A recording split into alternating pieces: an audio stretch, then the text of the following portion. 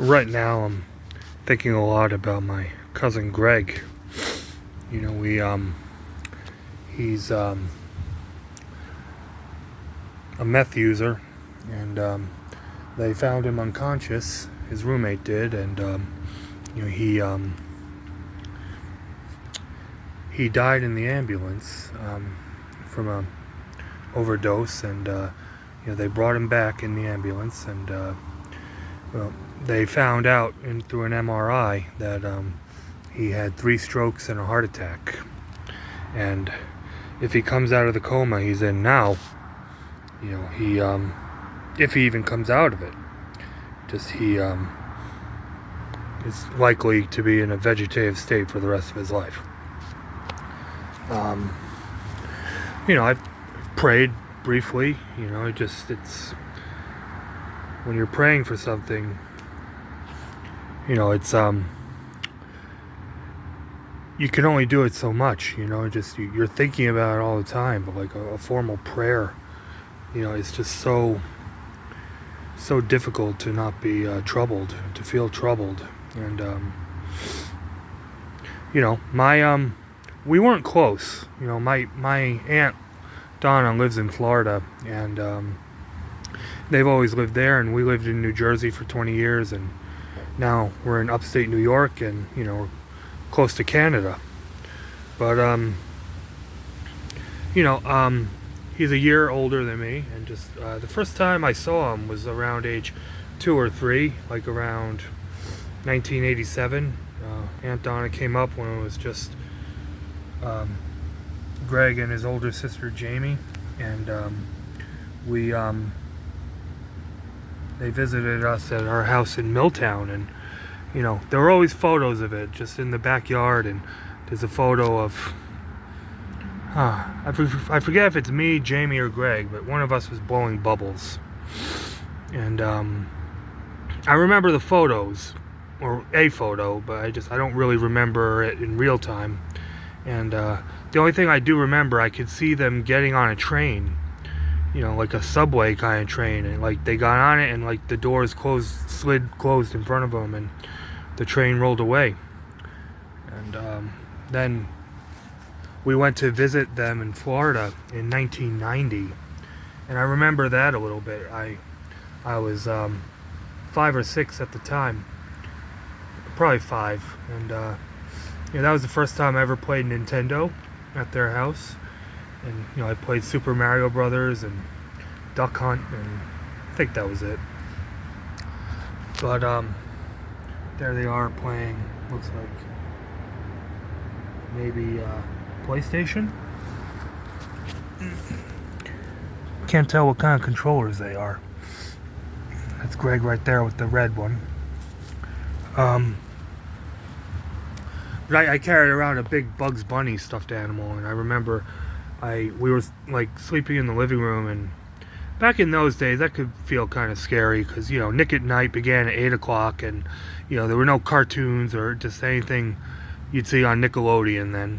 And you know, I went to sleep where my mother was sleeping, in one of the bedrooms, and you know, but I didn't bring the Bugs Bunny with me, and they got up and brought it to me, and I can remember seeing their Jamie and Greg's shadow, like, you know, their silhouettes almost, and I can just see that in my mind.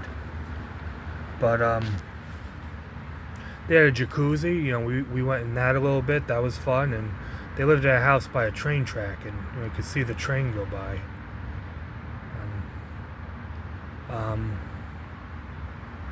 So you know, that was fun. And I know we went to the beach. I don't remember where, if it was the Gulf of America or the Atlantic Ocean. But anyway, that was 1990.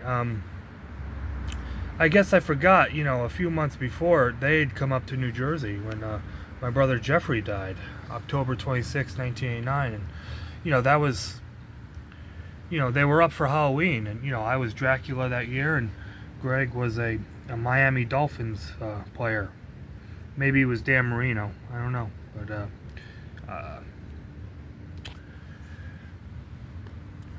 But they were there for that, and then I think the next time we went to Florida in 1992, and I remember him having a big bucket, like one of those large buckets with rope handles on the side, and it was full of Ninja Turtles figures. And I don't think he had as many as I did, but I just remember seeing that, and I remember going into a store and I got the Merdude figure. Ninja Turtle fans will know what that is. And you know, I'm trying to think of. I mean, they had a great indoor pool in there at the house at the time, and I remember there was a snake in the pool, and you know, Aunt Donna screamed, you know, "Get out of the pool!" And we did, and we have a few photos of us in the pool then. And I remember this wasn't so much with Greg, but his father, Uncle Dave. You know, he had a big pile of wood or something with a rowboat on top of it, and you know, there was a snake slid around there. You know, he took out a shotgun and he shot the snake in front of us, and then, you know, he put it in a big Ziploc bag. And I mean, I don't think it was anything more than a garden snake, but but you definitely remember that, seeing someone shoot a snake. And then you know, they came up in 1994 for Thanksgiving, and I remember us playing with wrestling figures, and I always remember when I played with WWF figures and the Hasbro figures, whenever I'd have like two wrestlers wrestle or whatever, like I'd make the sound like like I'd pronounce it like that, like the sound of the bell.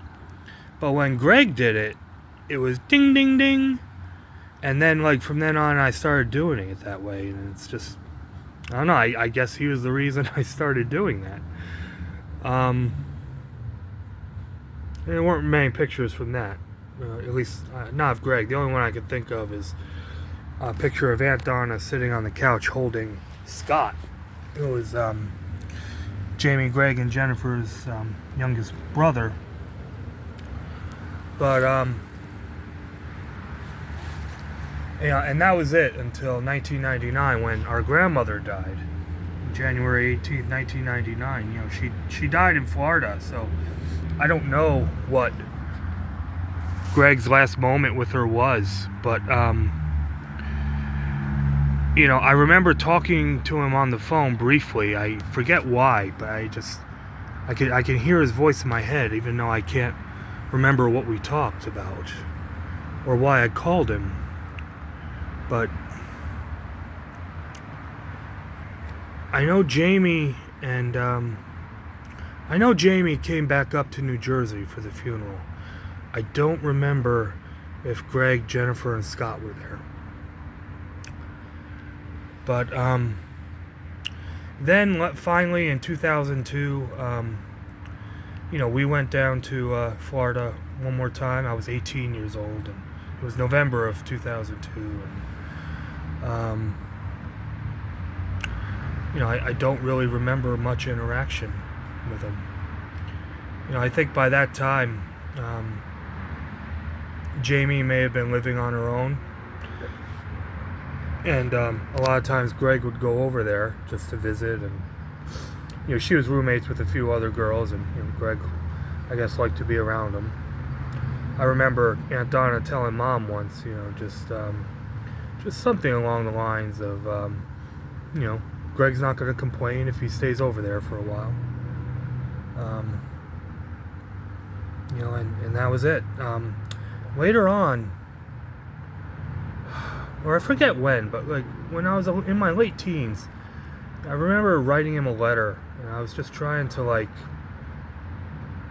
be close with him more. And you know, now, you know, everyone loses touch with family members, and now like I just wish I had done it more. And you know, you always, especially when you're raising your own family, you think about, you know, just reaching out to other family members and visiting and all the things that seem like they happen more when you were younger.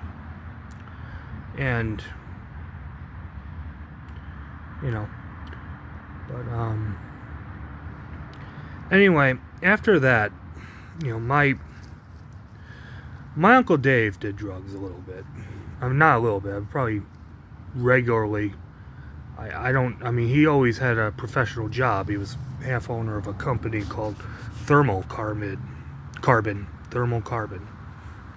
And, Greg, just kind of fell into it. And, he's been diabetic since he was 2 years old. And, that was certainly, not good to be a drug user when you're a diabetic. And, and for the last 20 years, I mean, it took me till I was 30 to meet the woman of my life. And, I don't think he ever found someone, and, he just dealt with all sorts of drug issues and everything. And, there were several times where he's had overdoses and all that. And so, he moved in with, the roommate he moved in with isn't just a meth user, he's a meth dealer. And I don't know what Greg's motivations were to room with someone like that. But, it didn't help. And so, as I said, it's difficult to just keep praying for something when the odds seem like they're stacked against what you're praying for. But, it just, we're praying for a miracle, or praying just somehow he comes out of it. And, I want him to be happy, and I want him to have all the happiness that I've had in my life. And, to my knowledge, Greg has always gotten along with Jamie, Jennifer, and Scott and her children, and just didn't have any enmity between them like I do with my sister. And there's just so much greatness there, and love, and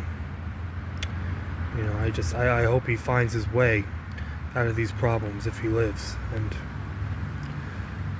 if he doesn't, I hope everyone, my cousins and my aunt and uncle, can be at peace.